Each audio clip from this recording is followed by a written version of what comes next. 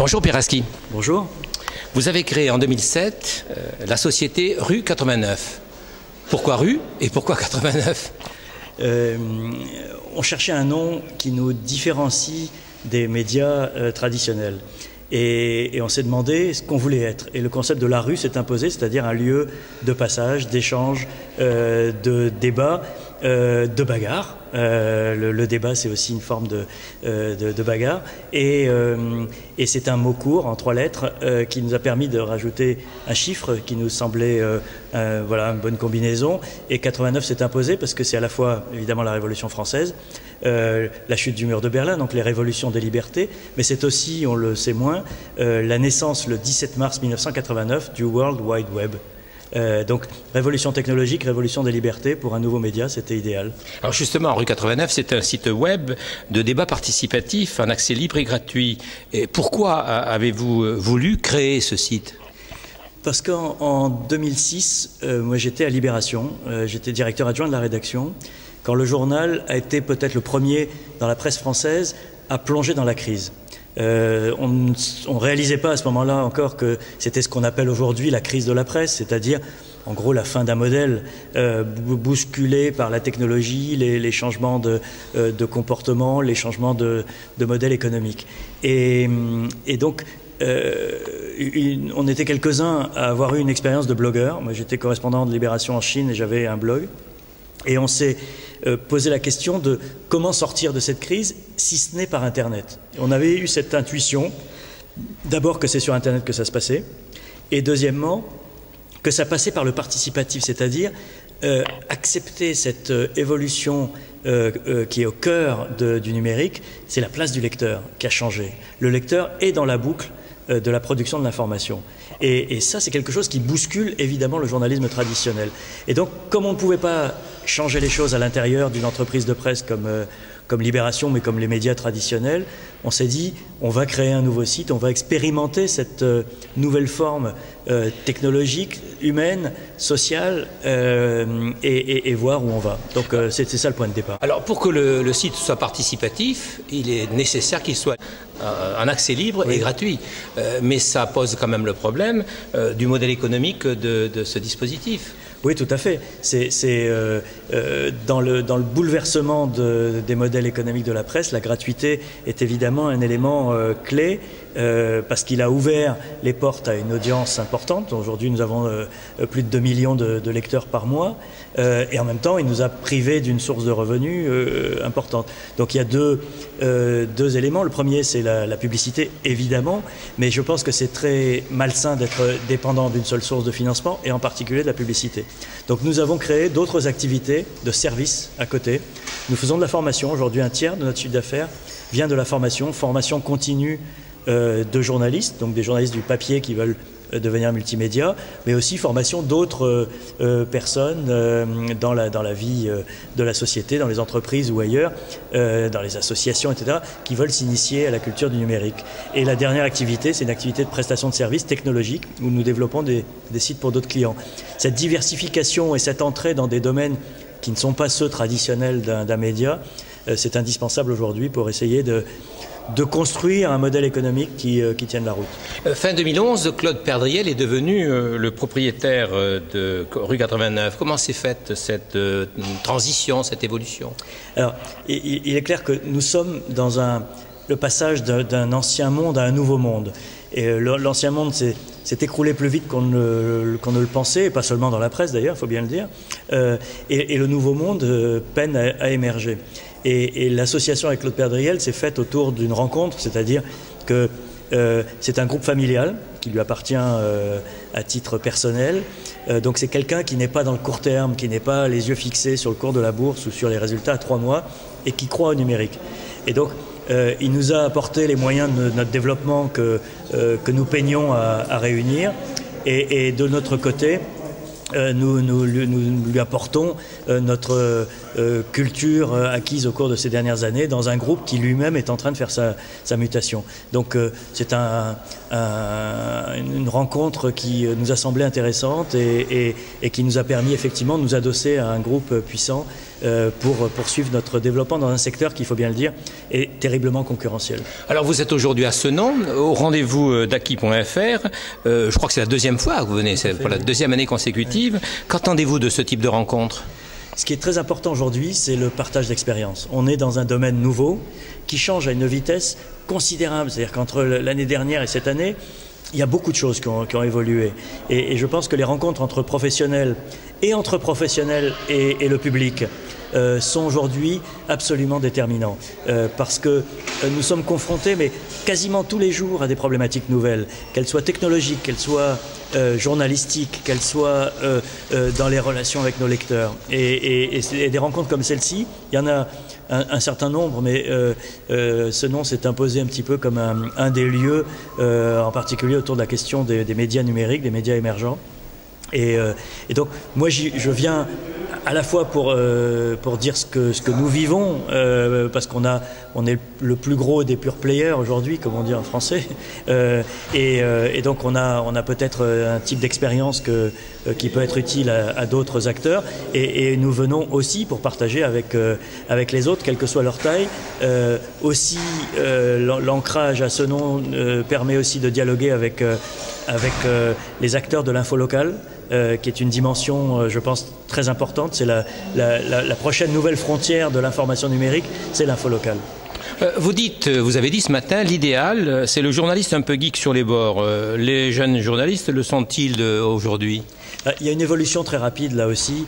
Lorsque nous avons démarré, il y a 5 ans seulement, les journalistes qui venaient, les jeunes journalistes, étaient attirés par l'idée de l'expérimentation, et le web leur plaisait, etc. Mais ils n'avaient pas de compétences particulières vis-à-vis du web. Ceux qui arrivent aujourd'hui sont déjà de la génération suivante. Une génération, ça va très vite sur le web. Et en particulier, ils ont cette culture un peu innée de la visualisation, de l'utilisation de toute la palette que nous permet le web aujourd'hui, entre la vidéo, le son, l'image, etc. Et ça, c'est capital. Mais je pense que dans la formation, c'est quelque chose qui doit être développé. Aujourd'hui, je pense que les écoles de journalisme intègrent peu cette dimension. Je pense qu'il ne s'agit pas que les journalistes deviennent des développeurs. On ne va pas transformer les journalistes en informaticiens.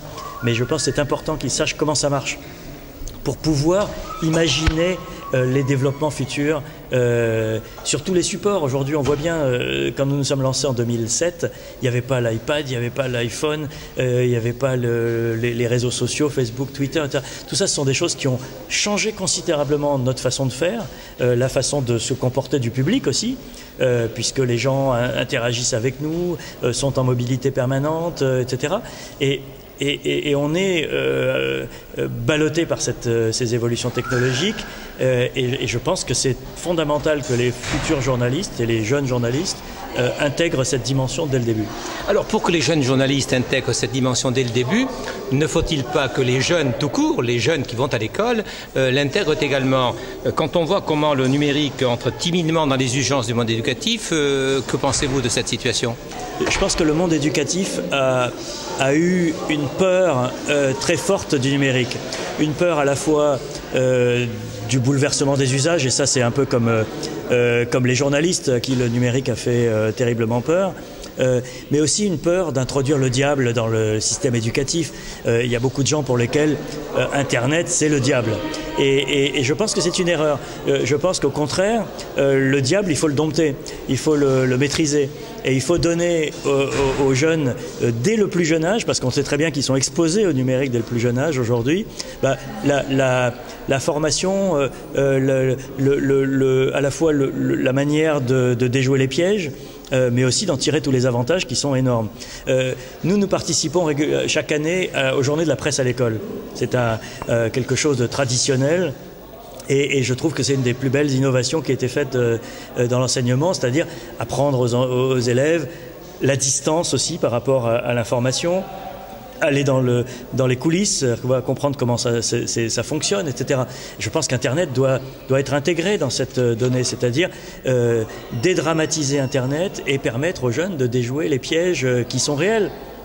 Et il n'y a que comme ça que ça se fera. Ça se fera en bonne intelligence avec les profs, en bonne intelligence avec les parents. Et on sait très bien qu'il y a des peurs dans ces deux groupes par rapport à ça. Mais je pense que c'est une exigence aujourd'hui dans la formation de jeunes qui seront amenés non seulement à travailler avec le numérique, mais aussi à créer sur le numérique. Et on est dans une époque où effectivement cette génération-là doit posséder à 10 000% tous les repères et les réflexes du numérique.